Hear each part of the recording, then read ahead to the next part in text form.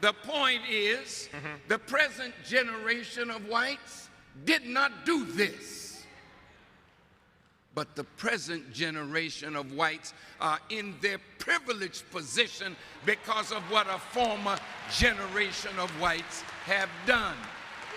Now the question is, a black agenda should be put before them, because if they don't accept the responsibility to clean up this problem, you don't have a lot of time to wait 40 more years for a benevolent. Hello guys, welcome to my YouTube channel. Thank you for the subscribers, thank you for the views. I hope you continue subscribing to my YouTube channel. I hope you continue enjoying my videos. I'll be doing this on a daily basis. Today we are going to talk about a different topic. We are going to listen to Mr. Louis Farrakhan and what he has to tell us. I hope you're going to enjoy this video, and I'm very grateful that you have chosen my account to see such content. Let's see what Mr. Louis Farrakhan is going to tell us today. O.J. Simpson was charged with murder. And in a court of law with a jury of his peers, he was set free. A lot of folk didn't like that, so they sued him. And he lost in court because even though he was not convicted of murder, they said he's responsible. White folk are rich and powerful, the rich and powerful, because black folk worked for 310 years as chattel slaves and got not one day's pay. I could call out the rich and the powerful whose riches have been gotten on our backs, but I'll save that for another time. The point is, the present generation of whites did not do this. But the present generation of whites are in their privileged position because of what a former generation of whites have done. Now the question is, a black agenda should be put before them, because if they don't accept the responsibility to clean up this problem, you don't have a lot of time to wait 40 more years for a benevolent white president or a benevolent black president. That day is over. America is facing the judgment of God as we sit around this table. Look at the weather. Look at the world turning down on her. America is bankrupt. $13 trillion in debt. And if you figure Medicare and Medicaid, she's over $60 trillion in debt. She can never pay it. That's why she voted for $650 billion in armament, because she can't pay the debt. But she can bully those whom she is in debt to with fear over her military prowess. I'm here to tell you she's losing there too. Now I close.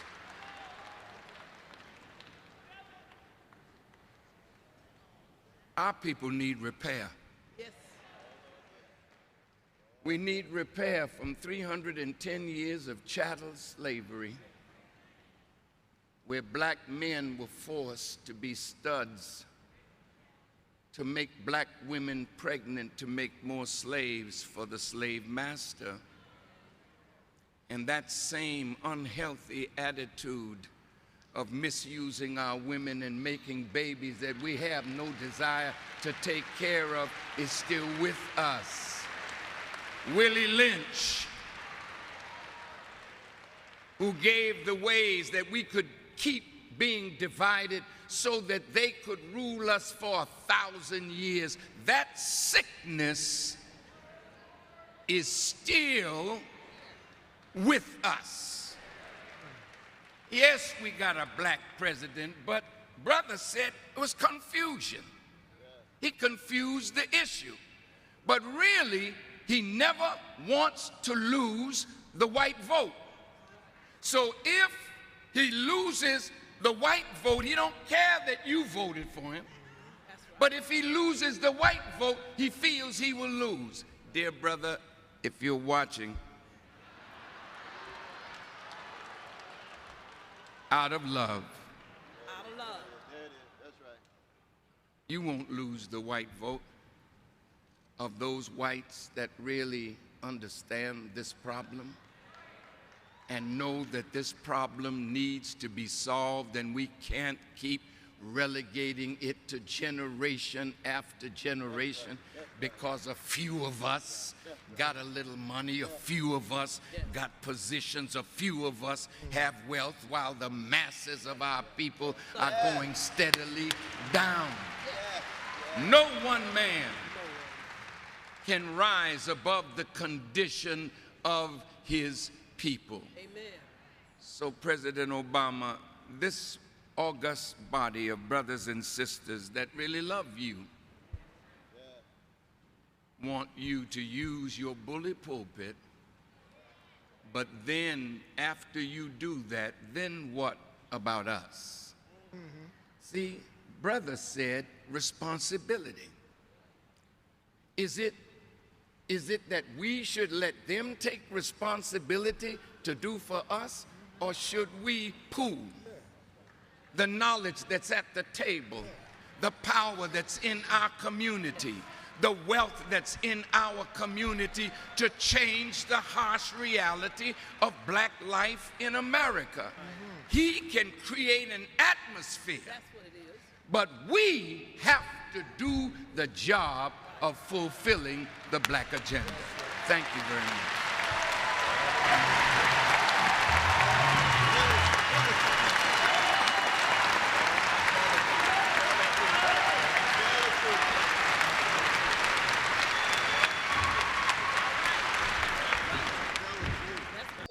First of all, let's talk about Mr.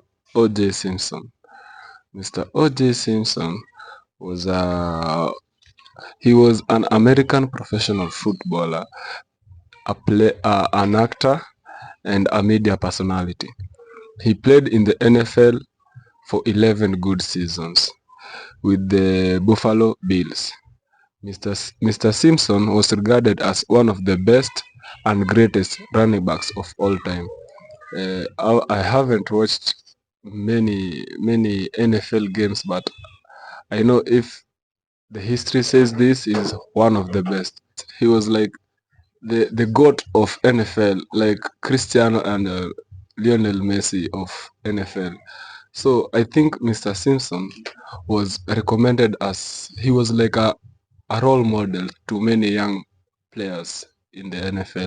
Mr. Simpson's success was overshadowed by his criminal trial and controversial acquittal for the murders of his ex-wife and her friend Ron Goldman in 1994. Mr. Simpson was acquitted in 1995 but was found liable for the murders of a civil suit 3 years later. Apparently, Nicole Brown, who was his ex-wife, and Ron Goldman were white folks, and this is the reason why his case caught the eyes of many people in the world. After the death of these two white folks, Mr. Simpson was brought into court and was held into trial, but he won the case.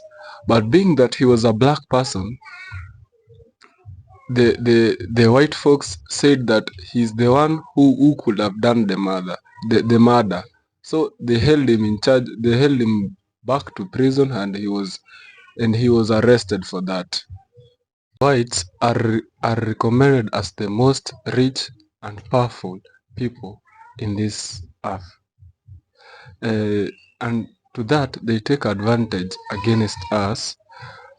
They take advantage against us, using it as a great advantage, knowing that we cannot overpower them. We cannot do anything to move them from the power they have.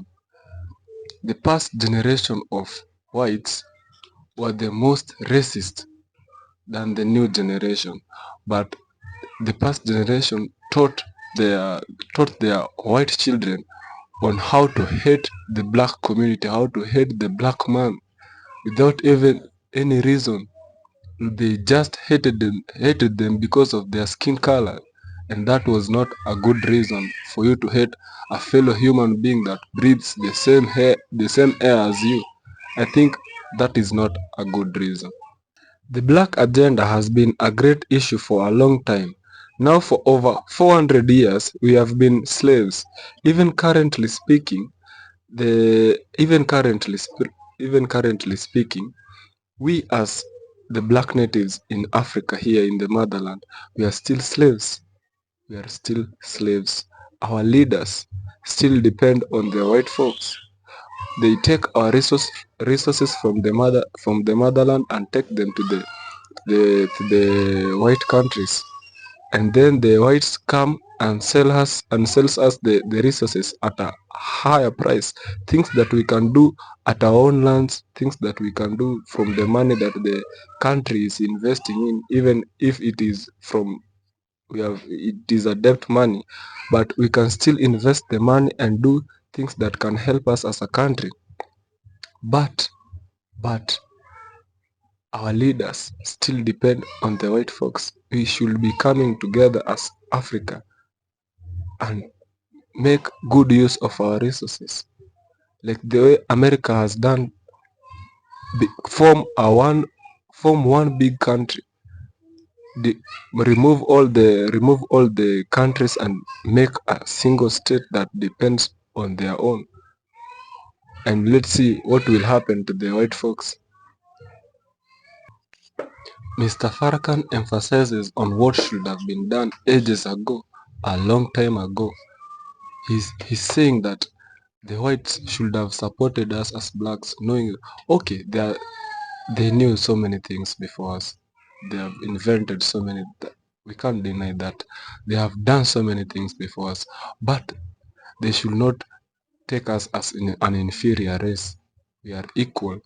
We are equal. The same heart, the same legs, the same eyes, the same air that we breathe, the same thing that they do. So I don't think they should be taking us as an inferior race. America's national debt is 36.17 trillion US dollars. America invested in the debt that they took in arming his government, her government, in arming her government, so that they can bully those that they are in debt in. Whenever you come asking, they threaten you with their big armory that they have. America is suffering right now. So many black folks are running away from America because of higher taxes. I'll encourage any black person living in America right now. You can come to Africa. If you have invested in your money somewhere, you can come in Africa. Choose a country, live in. It is very nice living here in the motherland. I think it will be a good feeling if you move away from people who are mistreating you, who are racist, and come here and live with your fellow brothers and sisters. I think that will be a good idea. Thank you for watching.